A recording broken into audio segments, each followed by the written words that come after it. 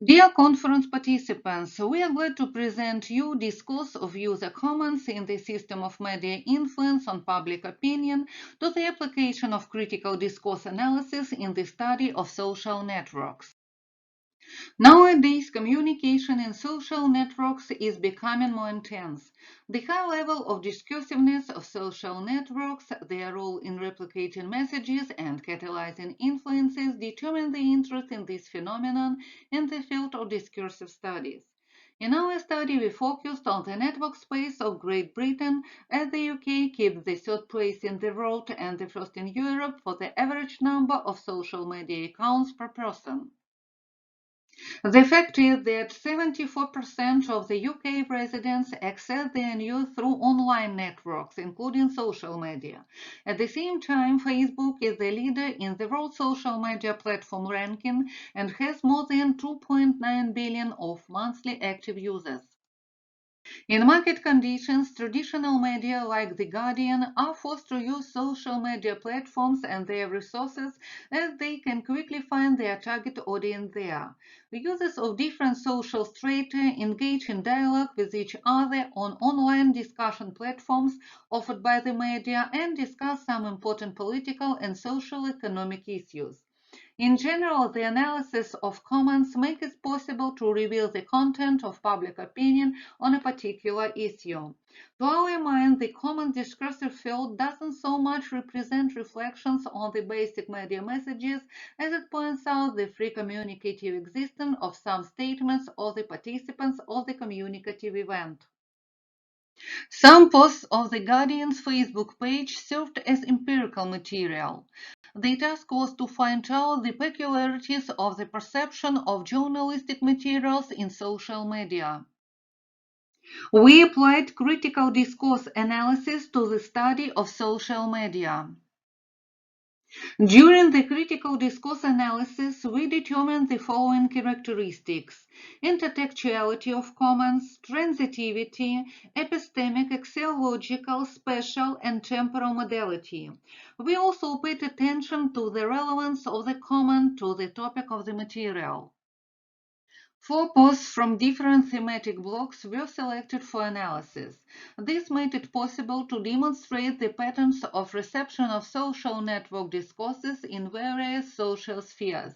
In order to prove the hypothesis of a high level of discursiveness of social networks, we'd like to draw the use of critical discourse analysis on the example of two high-profile political messages. These posts resonated with community members, so they had a large number of comments.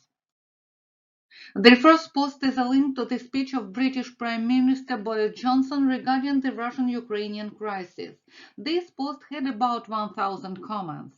The vast majority of them showed a content shift towards current British issues and concerns.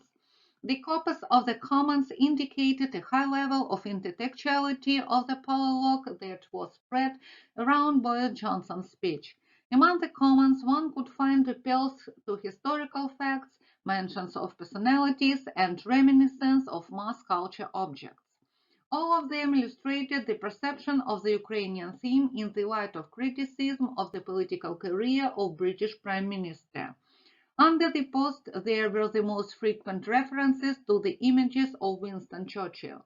In 15% of the comments, there were ironic remarks about Boris Johnson's inaccessibility to the level of the legendary British Premier. Among the intertextual elements, we could also find references to the legendary conqueror of the world Alexander the Great, a serial killer Harold Shipman, and the comedian Benny Hill. The comments had a high and medium transitivity level. This indicates that digression from the subject was accompanied by a reference to personal and collective reflections.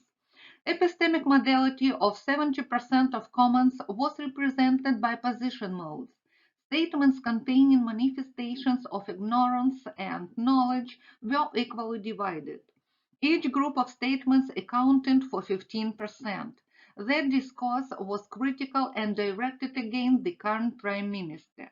Accordingly, about 70% of comments had a negative axiological modality, 25% neutral, and 5% positive one. Diachronicity as a feature of temporal modality was observed in 40% of comments. Spatial proximity of comments was 80%. The second post is also about the war in Ukraine. It's a link to the article Roger Waters cancelled gigs in Poland amid row over Ukraine war comments. This post caused a wide response and gained 2,300 comments. At the same time, comment branches formed an active discourse space. There were about 230 replicas. The post explicated the phenomenon of so-called culture of cancellation. In this case, we are talking about the act of cancellation of Roger Waters, a co-founder of the progressive rock band Pink Floyd, because of his unacceptable position on the war in Ukraine. The post was actually a reflection on a reflection, that is, a response to the reactions of the Poles who demanded Roger Waters to be declared persona non grata in their country. Critical discourse analysis of the corpus of the comments revealed their high relevance to the topic of the main message. In any case, 100 of the comments developed the topic of the media message. The comments had a low and medium sensitivity level. It means that 90% of the comments pointed to the hero of the narrative and 10% of the comments were imperatives or ironic recommendation to watchers. This indicated that the topic didn't cause personal reflections and the responses mainly concerned the hero of the post as a third person. This indirectly indicated the commentator's focus on the topic. Epistemic modality concerned the expression of users' opinion in 94% of cases, and only 6% of the comments demonstrated knowledge of the extralinguistic peculiarities of the situation. The comments had a heterogeneous axiological modality. This indicated a certain polarization of the community in political assessments. In our opinion, accusing voters of pro-Russian views included the modes of negative modality. It made up approximately 70% of the comments. In this case, intertextuality was provided by appeals to the communist ideology and the corresponding sympathies of the musician. It was noted that 10% of narratives showed a neutral attitude toward the actor of the material. They took art beyond politics and actually leveled the scandalous resonance of Waters' political action. About 20% of comments had a positive modality. It's characteristic that they were mainly evaluative, cognitively simplistic, and stereotypical. About 10% of comments had intertextuality. In addition, we singled out biographical references that directly related to Roger Waters and political allusions that expanded the context of negatively connoted comments. In 94% of cases, synchronicity was the main characteristic of temporal modality. It means that the commentators were on the time frame of the discursive event. In 95% of cases, spatial modality also indicated a clear stabilization of comments within the discursive space of the media message. We can compare the results of critical discourse analysis of these high-profile political messages. So, CDA confirmed the fact that social networks are an active discursive space which, on the one hand, expresses public opinion and, on the other, forms it. Both user-centrism of social networks and the activity of network users causes self-organization of community members carrying on a polylogue. This could be seen on the example of the Guardian Facebook page. The Facebook effect described by Donald Kirkpatrick is complemented by the discursive uniqueness of the field of readers' comments that spread around media messages. Their specificity is that they can demonstrate different levels of relevance to the topic of the key post, from complete compliance with it to its absolute autonomy, when the discourse of the basic post doesn't correspond to the discourse of the comments. This characteristic depends on such parameters of the media message as its topicality, transitivity, spatial and temporal proximity to the recipient. CDA has brought to light the fact that the agendas of the media and public news don't coincide with each other. Under these conditions, readers use media messages only as a starting point for branching out comments that match their personal and group interests.